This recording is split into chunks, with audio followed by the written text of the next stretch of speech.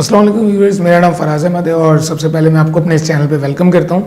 और इसके साथ साथ अगर आपने अभी तक मेरे इस चैनल को सब्सक्राइब नहीं किया हुआ तो चैनल को सब्सक्राइब कर दें और साथ में लगे हुए बेल आइकन को प्रेस कर दें ताकि आपको नोटिफिकेशन और अपडेट वगैरह सबसे पहले मिलती रहे। और आज की जो मेरी वीडियो है उसका ये टॉपिक है कि फाइवर के ऊपर जो है वो आपकी गिग पोजिशनिंग या आपको अपनी गिग की वैल्यू किस तरह से पता चलेगी। तो क्योंकि हमारे पास क्या होता है, हमें बहुत सारे ट्रेनर्स ने, मेंटोर्स ने चीज़ें सिखाई हैं जिसके अंदर आपको ये बताया हुआ है कि यार ये काम कर लो आप फाइवर से पैसे कमा सकते हो, ये काम कर लो फाइवर से पैसे कमा सकते हो। और मेरा भी आने वाले दिनों में इस तरह का प्लान है कि मैं आपको बहुत सारी गिग्स कवर करवाऊँ कि ये गिग आपने किस तरह करना है, ये गिग किस तरह से करना है। और ऑन कंप्यूटर मेरी बहुत सारी वीडियोज़ जो है वो मैं प्लान कर रहा हूँ बनाने के लिए। तो उससे पहले जो है वो मैंने कहा कि आपको मैं बताऊँ कि गिग की पोजिशनिंग या गिग की अपनी वैल्यू को अंडरस्टैंड करना वो किस तरह से होता है। बेसिकली हमारे पास जो है ना हर काम को करने के 2 से 3 तरीके होते हैं। आप फर्ज करो आप कंटेंट राइटिंग कर रहे हो तो क्या आप कस्टमर को वैल्यू प्रोवाइड कर रहे हो उसके पैसे की। अगर आप वैल्यू प्रोवाइड कर रहे हो तो ठीक है, अगर आप दूसरे तरीके से काम कर रहे हो तो उस पर किस तरह से करना है। फॉर एग्जाम्पल एक आपने कंटेंट राइटिंग की गिग क्रिएट की, अब उसके बाद आपके पास उसके ऊपर ऑर्डर आया। अब क्या आप वो पूरा कंटेंट जो है वो आप कस्टम लिख रहे हो, क्या आप वो पूरी रिसर्च कर रहे हो उस टॉपिक के ऊपर, क्या आप उसको प्रॉपर लिख रहे हो। फर्ज करो आप $5 के अंदर जो है वो 1000 वर्ड्स या 500 वर्ड्स का आर्टिकल बेच रहे हो, तो क्या आपका वो जो आर्टिकल है वो आपको कंटेंट जस्टिफाई करता है। क्या आप उस टॉपिक के ऊपर पूरी रिसर्च करके लिख रहे हो। क्या आप आपकी इंग्लिश इस लेवल की है कि आप जब क्लाइंट को डिलीवर करो तो वो उसको एक्सेप्ट कर सके। ये सारी चीज़ें मैटर करती हैं। फिर क्या आपका पुराना एक्सपीरियंस इतना है कि आपने किसी क्लाइंट्स के लिए काम किया हो। तो जब ये सारी चीज़ें आती हैं ना, जब आप एक वैल्यू क्लाइंट को दे रहे हो तो अगर आप उसकी वैल्यू उसको दे रहे हो तो आप ही जस्टिफाई करते हो। लेकिन अगर आप उसकी वैल्यू नहीं दे रहे हो उसके $5 की, फिर ऑल्टरनेट काम किस तरह से होता है। फिर ऑल्टरनेट काम इस तरह से होता है कि या तो आप थोड़ा सा लो क्वालिटी काम कर रहे हो, क्योंकि देखें अगर फर्ज करें उसकी मेन मनी वेबसाइट है तो हो सकता है उसको प्रॉपर क्वालिटी कॉन्टेंट चाहिए हो। सेकेंड ऑप्शन क्या होगा, वो PBN बना रहा है या वो कोई अपनी वेब 2.0 बना रहा है तो उसके लिए जो है वो कंटेंट क्रिएट करवा रहा है आपसे, तो वहाँ पे जो है वो थोड़ा सा B क्वालिटी कंटेंट या C क्वालिटी कंटेंट भी वो चला सकता है। तो हो सकता है वो लो क्वालिटी कंटेंट आपसे ऑर्डर कर दे। लेकिन अगर आप उसको $5 में 100 वर्ड्स 200 वर्ड्स का जो है वो लो क्वालिटी कंटेंट दोगे तो आपकी गिग जो है वो उसको कभी भी पसंद नहीं करेगा, वो आपको जो है वो नेगेटिव रेटिंग देके जाएगा। लेकिन दूसरी साइड के ऊपर आप ये कर सकते हो कि आप ऐसे राइटर्स से बात कर लो जो कि बहुत सस्ता काम करते हैं लेकिन उनकी क्वालिटी बहुत अच्छी नहीं होती, तो आप जो यूनिक कंटेंट उन राइटर्स से करवा लो। आप जो है वो बहुत सारी टेक्स्ट स्पिनिंग करके उसको दे दो क्लाइंट को कि भाई ये इतना वर्ड्स का स्पिनिंग जो है वो मैं आपको इतने पैसों में दूंगा। क्योंकि बहुत सारे शेयर्ड SEO टूल्स वगैरह या इस टाइप की चीज़ें आजकल मार्केट में अवेलेबल हैं, आप उनको यूटिलाइज़ करके बहुत सारा काम करके दे सकते हो। इसी तरह से अगर आप SEO की रिपोर्ट दे रहे हो तो क्या आप पूरी पर्सनलाइज रिपोर्ट बना रहे हो, क्योंकि उसके अंदर आपको एक एक चीज़ को देखना पड़ेगा, उसकी कॉम्पिटिटिव एनालिसिस करना पड़ेगा। तो उस रिपोर्ट के आप उसको पाकिस्तानी रुपीज़ में 10,000, 20,000, 25,000, 15,000 इस तरह से चार्ज कर सकते हो। और अगर आप फाइवर पे जाओगे तो इस तरह की गिग्स भी आपको अवेलेबल होंगी जो कि बहुत हाई चार्ज कर रहे हैं क्लाइंट को। लेकिन ऑन द अदर एंड अगर आप कोई ऑटोमेटेड टूल्स यूज़ कर रहे हो, अगर आप जो है वो 2-3 टूल्स को मिला करके कोई रिपोर्ट बना के दे रहे हो तो वो आप उसको उतना हाई चार्ज नहीं कर सकते। हमारे यहाँ बताया जाता है SEO रिपोर्ट बनाओ लाखों रुपए कमाओ, फलाना काम करो लाखों रुपए कमाओ।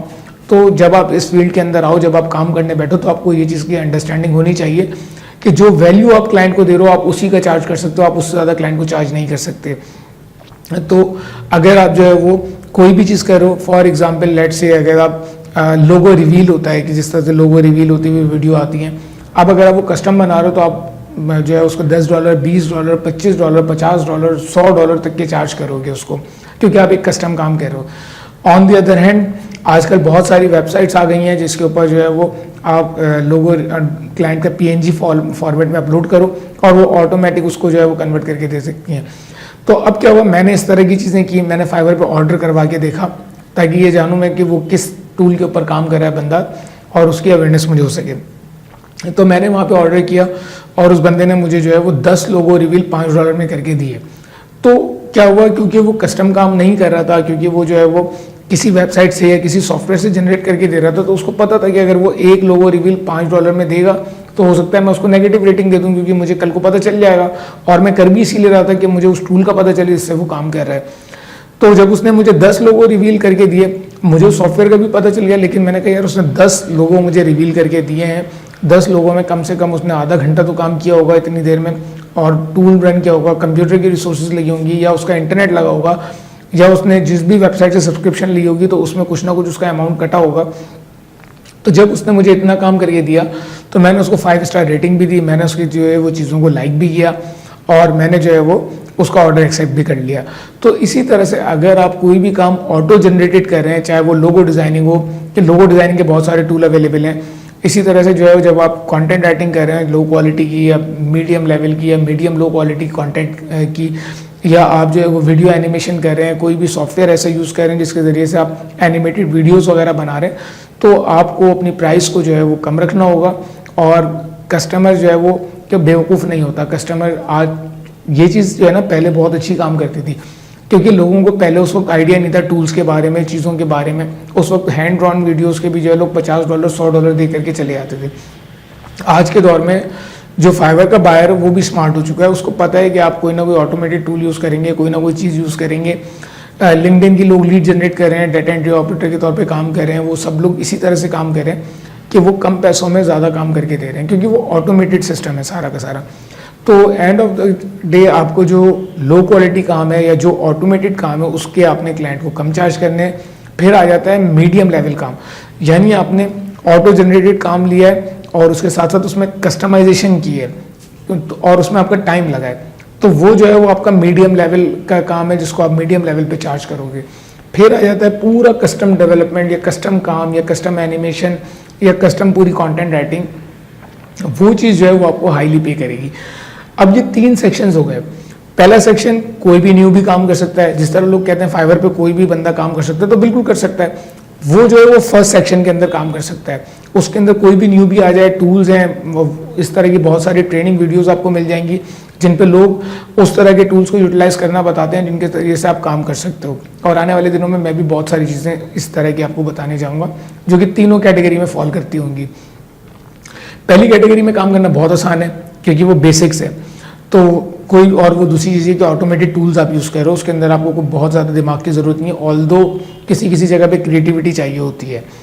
तो फर्स्ट में आपको जो है वो हर कोई काम कर सकता है और बड़ी आसानी से काम कर सकता है। सेकंड के अंदर जब आप आते हो तो आपको अकल चाहिए काम करने के लिए। अकल ये चाहिए कि आपने काम तो टूल के थ्रू किया, लेकिन आपको ऐसे टूल पता है जिसके ज़रिए से आगे काम कस्टमाइज हो सके, आगे उसको कुछ यूनिक किया जा सके, उसके अंदर कोई क्रिएटिविटी का एलिमेंट ला करके कस्टमर को दिया जा सके। और थर्ड लेवल पे आ जाता है कि अब आपने कोई भी टूल इस तरह का ऑटोमेटिक यूज़ नहीं करना, आपने प्योर कस्टम काम करना है।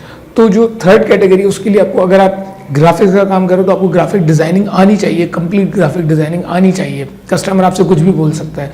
अगर आप जो है वो वीडियो एनिमेशन करो तो एनिमेशन 2D या 3D जो भी आप प्रोवाइड करो वो आप उसको कंप्लीट आपको नॉलेज होनी चाहिए। अगर आप कंटेंट राइटिंग करो तो आपको पूरा कंटेंट राइटिंग के बारे में आइडिया होना चाहिए कि कस्टमर आपसे क्या डिमांड कर सकता है। तो ये 3 कैटेगरी है, इनके अंदर आपको अपनी पोजीशन किस तरह से बनानी है वो आपको पता होना चाहिए। इसके लिए आप फाइवर के दूसरे गिग्स के ऊपर जा करके उसमें रिसर्च कर सकते हैं, क्योंकि अगर आपने थर्ड लेवल की कैटेगरी की जो रेट्स हैं वो फर्स्ट लेवल पे रख दिए तो आप काम कभी भी डिलीवर नहीं कर पाओगे। आपके पास 10 ऑर्डर आएंगे, आप चौक हो जाओगे क्योंकि आप एक इंडिविजुअल हो।